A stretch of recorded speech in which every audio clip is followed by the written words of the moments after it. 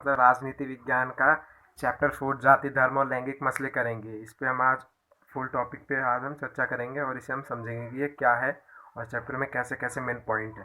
ठीक है, पहला हमारा श्रम का लैंगिक विभाजन, लिंग के आधार पर काम का बंटवारा। जैसे घर के अंदर के अधिकतर काम औरतें करती हैं, इसका मतलब यह है कि जो लिंग का बंटवारा हुआ है, जैसे एग्जाम्पल में लेके हम समझते हैं कि जैसे औरतें हैं वो बस घर का काम करती हैं और बाहर नहीं जाती हैं, और जो मर्दे हैं, जो मतलब इंसान है, जो मतलब मैन है, जो आदमी है, वो सब घर के बाहर का काम सारा निपटाते हैं, और जो औरतें हैं वो घर के अंदर का काम निपटाते हैं। ठीक है।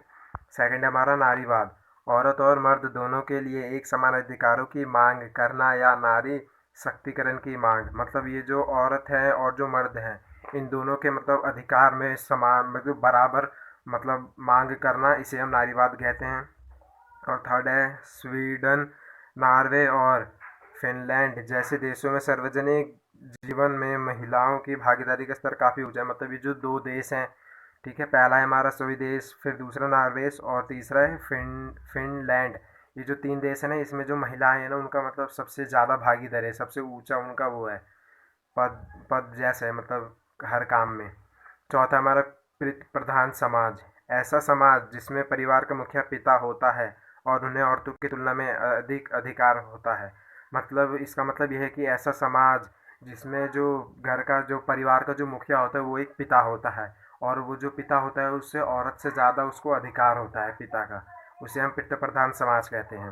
पाँचवा हमारा 2001 की जनगणना के अनुसार भारत में पुरुष साक्षरता दर 76% था, महिलाओं में साक्षरता दर की 54% है। मतलब जो 2001 में जब गणना हुई थी, मतलब एक बार जो जोड़ा जाता है, 2001 में जोड़ा गया था कि मतलब भारत में कितने पुरुष हैं और कितने महिलाएं, तो उसमें 76% मतलब पुरुष थे और महिलाओं में 54% महिलाएं थी।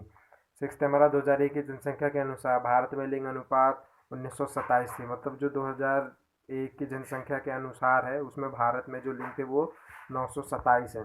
सातवां हमारा लोकसभा में महिला सांसदों का प्रतिनिधि 10% से भी कम है, जबकि राज्य विधानसभा में इनका प्रतिनिधि 5% से भी कम है। मतलब जो लोकसभा में जो महिलाएं हैं, जो सांसद हैं, उनका 10% से भी कम है। मतलब जो होनी चाहिए, जैसे 100% होती है ना लोकसभा में, उसमें जो 10% है वो महिलाएं उस उनमें भी नहीं है। मतलब वो जो 10% है उनमें भी महिलाएं नहीं है, और जो राज्यसभा है उस 10% में भी महिलाएं नहीं है, मतलब महिलाएं कहीं नहीं है। आठवां हमारा भारत के ग्रामीण और शहरी स्थानीय आंकड़ों में महिलाओं की संख्या 10 लाख से ज़्यादा है। मतलब भारत के ग्रामीण इलाकों या शहरों में जो महिलाओं की संख्या है वो 10 लाख से भी ज़्यादा संख्या है।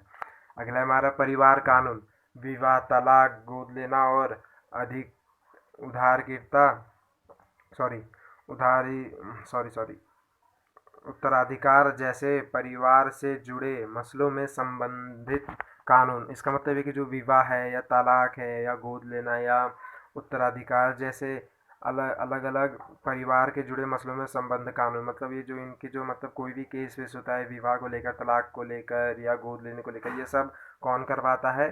पारिवारिक कानून करवाती है। ठीक। 10वां हमारा सांप्रदायिकता, जब किसी धर्म को मानने वाले लोग अपने धर्म को दूसरों के धर्म से श्रेष्ठ समझने लगते हैं, उसे सांप्रदायिकता। मतलब ये है कि जैसे जो धर्म होता है, अलग अलग धर्म होते हैं, जो जैसे कोई मुस्लिम धर्म है, वो अपने धर्म को ही बस मतलब सर्वश्रेष्ठ मानता है, सबसे ऊंचा मानता है, वो बाकी जो धर्म है हिंदू मुस्लिम उन सबको नीच धर्म मानता है, तो वो गलत है। उसी को हम सांप्रदायिकता कहते हैं। वैसे तो हम हिंदू हैं। 11वां हमारा धर्मनिरपेक्षता, ऐसी व्यवस्था जिसमें राज्य का अपना कोई धर्म नहीं होता, सभी धर्मों को एक समान महत्व दिया जाता है तथा नागरिकों को किसी भी धर्म को अपनाने की आज़ादी होती है। मतलब ऐसा एक राज्य जिसमें कोई धर्म मतलब समान नहीं होता, सभी धर्म को एक जैसा मतलब माना जाता है, और कोई भी व्यक्ति अपना धर्म चेंज करा सकता है। मतलब उसमें धर्म कोई सी भी अपनाने की आज़ादी होती है, फुल आज़ादी होती है। ठीक है। 12th है हमारा वर्ग व्यवस्था, विभिन्न जाति समूह का समाज में पदानुकार। मतलब इसका मतलब ये है कि विभिन्न जातियाँ जो समूह होते हैं वो समाज में पदानुक्रम होती है, उसी को हम वर्ण व्यवस्था कहते हैं। अगला हमारा सार्वभौमिक व मताधिकार। इसमें हम पढ़ेंगे किसी राज्य में एक निश्चित आयु के बाद सभी लोगों को एक समान मत देने का अधिकार है। इसका मतलब ये कि एक जो निश्चित आयु होती है, अभी तो 18 साल प्लस है, अगर 18 साल प्लस में कोई व्यक्ति हर जो 18 प्लस व्यक्ति हो गए हैं उसी वही बस वोट डाल सकते हैं, लेकिन उससे जो कम आयु वर्ग के लोग हैं वो वोट नहीं डाल सकते। इसी को हम सार्वभौमिक व मताधिकार कहते हैं। और नेक्स्ट और आखिरी हमारा जातिवाद, जाति के आधार पर लोगों में भेदभाव करना, ये सबसे इम्पोर्टेंट है। इस पर राजनीति भी खेली जाती है, मतलब जो जाति है उसके आधार पर, जाति के आधार पर लोगों में भेदभाव करना। देखिए वो मतलब ये वो जात का है, ये राजपूत है, कितना ऊंचा है, ये कोई नीच जात है, ये उच्च जात है, इसमें करके ये सब राजनीति वाले खेल खेलते हैं, तो इसे हम जातिवाद कहते हैं। आशा करता हूँ कि आप सबको वीडियो पसंद